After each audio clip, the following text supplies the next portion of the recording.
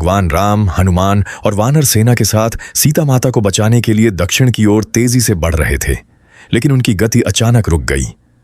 भारतीय महासागर के किनारे एक विशाल अटल बाधा उनके सामने खड़ी थी। इतनी बड़ी सेना को समुद्र पार कराना कोई आसान काम नहीं था। लाखों लाखों सैनिकों के लिए एक स्थिर रास्ता बनाना, खासकर इस उफनते हुए खुले समुद्र में, लगभग नामुमकिन लग रहा था। यह पांडुलिपि उस ठहराव की कहानी बयान करती है।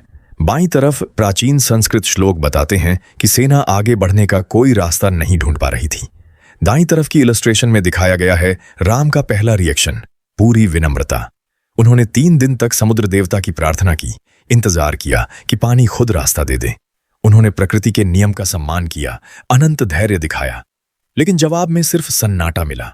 यह एक खास तरह की फ्रस्ट्रेशन है, सब कुछ सही करने के बावजूद कोई नतीजा ना निकलना। 3 दिन बाद धैर्य की सीमा खत्म हो गई।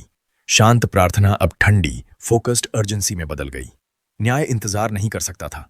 इस पत्थर की मूर्ति में उस बदलाव को कैद किया गया है।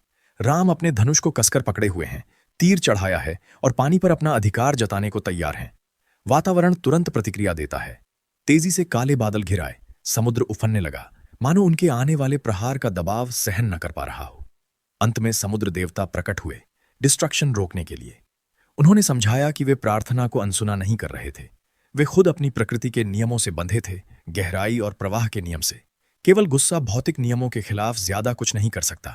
जब ब्रह्मांड खुद हिलने को तैयार न हो, तब सिचुएशन को समझकर एक स्ट्रेटेजिक वर्क अराउंड की जरूरत पड़ती है।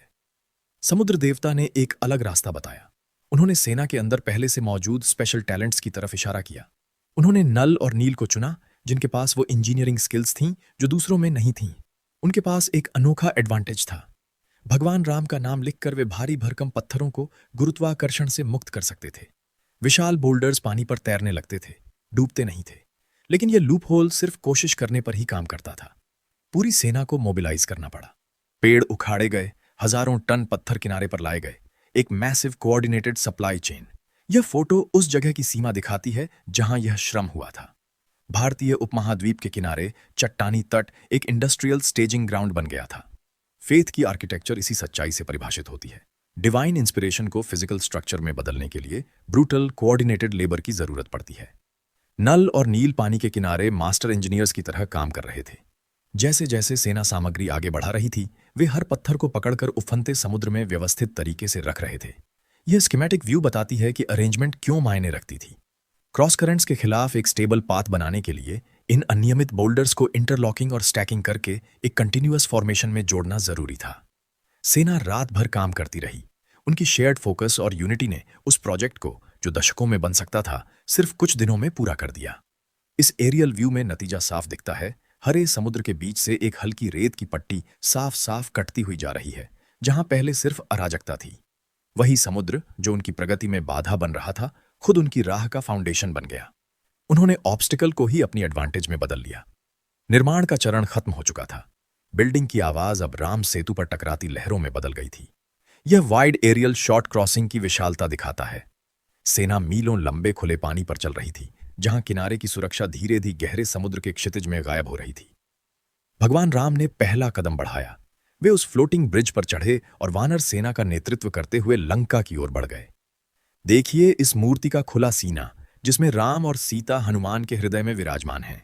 यही इंटरनल डिवोशन पूरे प्रोजेक्ट को जोड़े रखी थी, जिसने एक मैसिव फिजिकल बर्डन को कलेक्टिव मिशन में बदल दिया। ट्रू लीडरशिप का मतलब है अननोन में कदम रखना।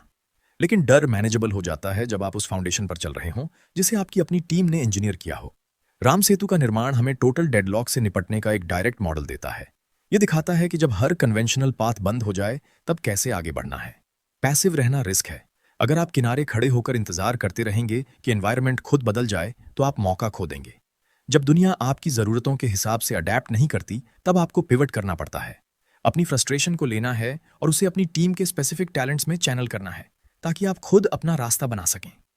जो लोग समुद्र के भागने का इंतजार करते हैं, वे अक्सर सालों बाद भी उसी किनारे पर खड़े पाए जाते हैं। पावर की असली परिभाषा यही है, ठीक उस पल को जानना जब मिरेकल का इंतजार छोड़कर खुद ब्रिज बनाना शुरू कर देना चाहिए।